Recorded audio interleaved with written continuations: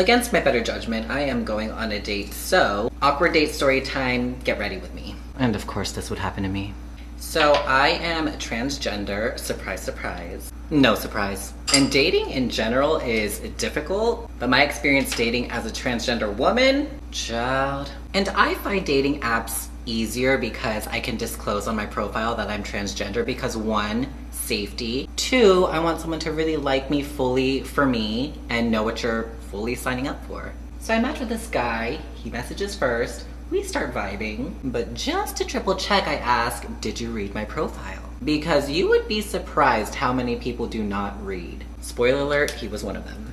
And respectfully he says, not really my thing, but be safe out there. And at this point, I'm just waiting for the unmatch. But he doesn't unmatch. And not too long after, he DMs me asking me if I want to go get drinks. When I tell you the mixed signals were all the way real. So I get cute enough to the point where it's like, if this is a date, I'm cute. If it's not, still cute.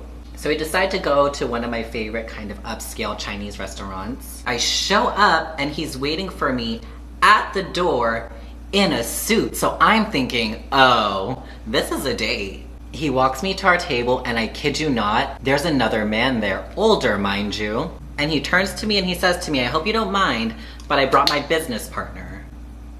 Now I'm thinking it's one of 2 things. Either he just got off of work and this is like a happy hour situation, or I'm full-blown stepping into a pyramid scheme. And all I can do is focus on this huge book that's on the table that's labeled, Are You Set for Life? They were trying to sell me life insurance. And at this time, I'm like, I'm 25. I am not thinking about life insurance.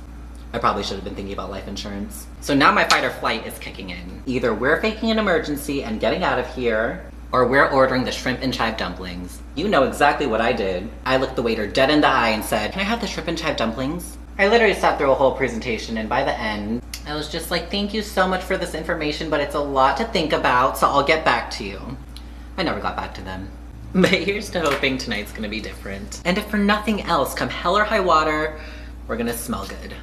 This is Maison Margiela's Replica on a Date. This has notes of roses and grapes, really all the makings of a good date. So if this goes terribly, at least something went well.